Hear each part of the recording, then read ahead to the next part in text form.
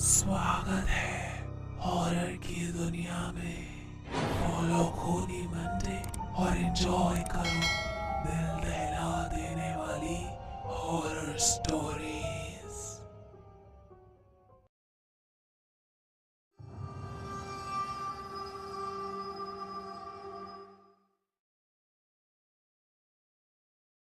इंसान धरती पर जन्म लेता है और जब उसका धरती पर समय पूरा हो जाता है तो उसकी मौत हो जाती है।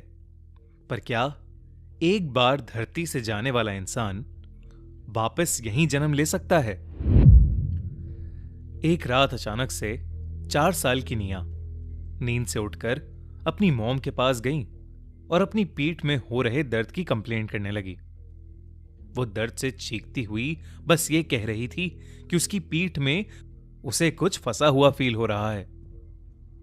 लेकिन उसकी मॉम कैथरीन को कुछ समझ नहीं आया। उन्होंने निया की पीठ को अच्छे से चेक किया, पर उन्हें वहां पर कोई घाव नहीं दिखा।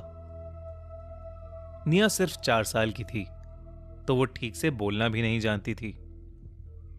जैसे तैसे वो उस रात सो गई, पर उस दिन के बाद से निया को हर रात एक ही सपना आता था।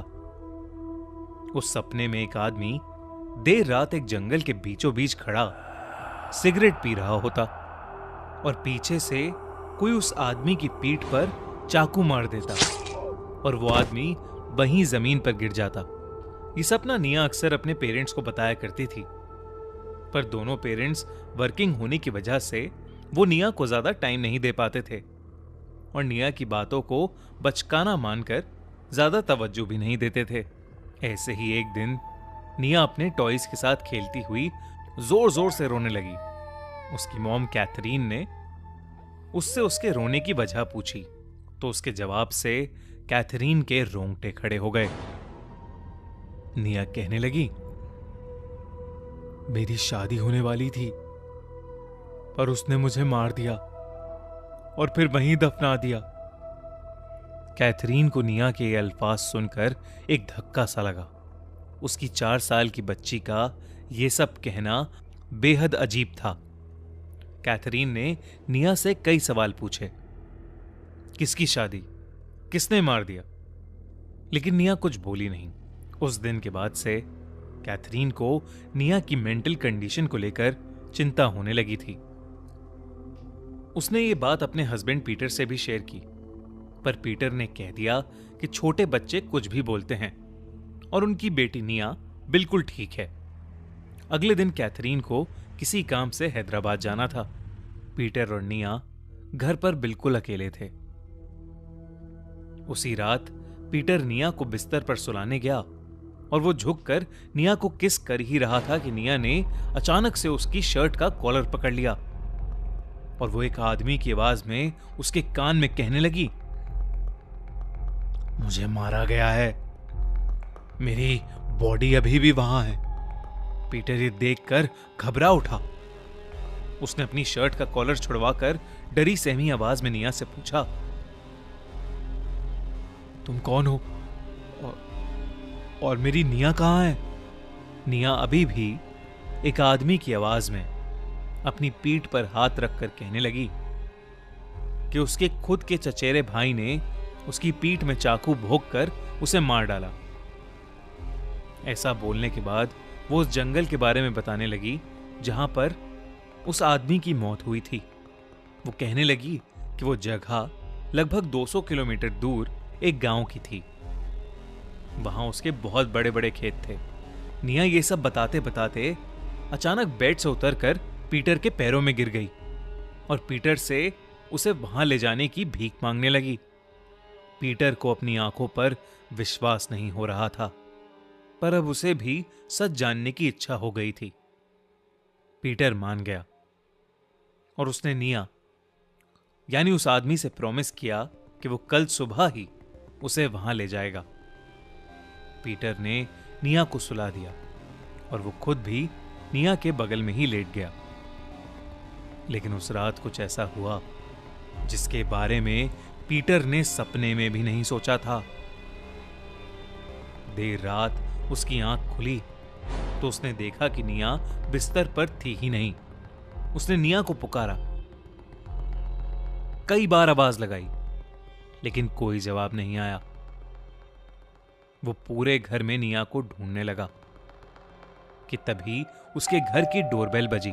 उसने दरवाजा खोला तो निया के हाथों में एक चाकू था और उसके हाथ और कपड़े खून में लथपथ थे। मगर इस सब के बावजूद निया जोरों से हंसे जा रही थी। ये देखकर पीटर सहम उठा। उसकी आंखों में आंसू आ गए और उसने निया को कस के गले लगा लिया। लेकिन पीटर के छूते ही निया का शरीर कपकपाने लगा, मानो उसे दौरे पड़ रहे हों। पीटर अपनी बेटी की बिगड़ती हालत देख उसे तुरंत हॉस्पिटल ले गया। कुछ देर तक बेहोश रहने के बाद जब निया को होश आया तो उसे उसके साथ हुई कोई भी घटना याद नहीं थी। अगली सुबह पता लगा कि उनकी गली में रहने वाले एक आदमी की उसी रात मौत हो गई थी। घर के सीसीटीवी कैमरा में ये कैद हो गया था कि उस आदमी की मौत कैसे हुई।